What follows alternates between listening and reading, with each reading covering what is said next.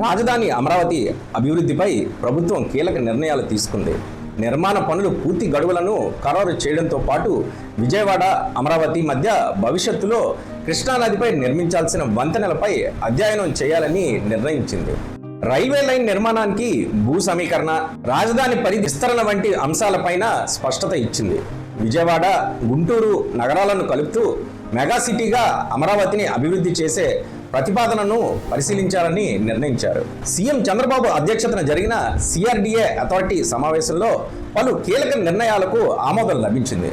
ప్రస్తుతం ఉన్న 29 గ్రామాలకు పరిమితం కాకుండా విజయవాడ, గుంటూరుతో కలిపి విస్తృత రాజధాని ప్రాంతంగా అభివృద్ధి చేసే అవకాశాలను పరిశీలించనున్నారు. నిర్మాణంలో ఉన్న భవనాలు, రహదారుల పురోగతిపై అధికారులు వివరాలు సమర్పించారు.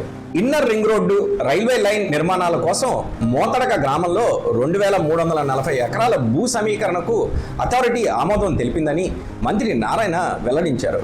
అదేవిధంగా పల్నాడు జిల్లాలో దేవాదాయ శాఖకు చెందిన 244.39 ఎకరాల ఇనాం భూములను భూ సమీకరణ కింద తీసుకొని 122 కోట్లు చెల్లించేందుకు అంగీకారం తెలిపినట్టుగా చెప్పారు. హ్యాపీ నెస్ట్ ప్రాజెక్టుకు సంబంధించిన రెన్యువల్ ఫీజు రద్దుకు ఏపీ రెరా ఆమోదం తెలిపిందని వివరించారు.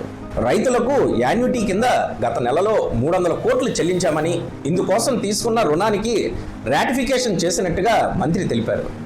9 గిగావాట్ల డేటా సెంటర్కు టెండర్లు పిలవడానికి అథారిటీ ఆమోదం తెలిపిందన్నారు.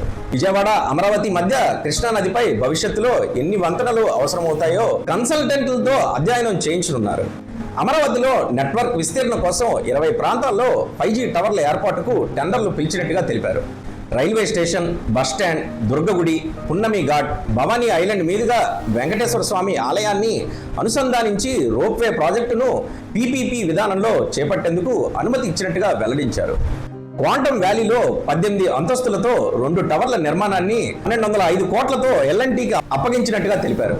సీడ్ యాక్సెస్ రోడ్డు పనులు దాదాపు పూర్తి కావడంతో వర్షాల అంతరాయం కలగకపోతే ఈ నెల 13న సీఎం చంద్రబాబు ప్రారంభించేలా ప్రణాళికలు రూపొందించారు. ఇదిలా ఉండగా మావిగన్ కు పోటీగా ఇది ఆవిగన్ అని కొంతమంది నెట్టింట సెటైర్లు వేస్తున్నారు.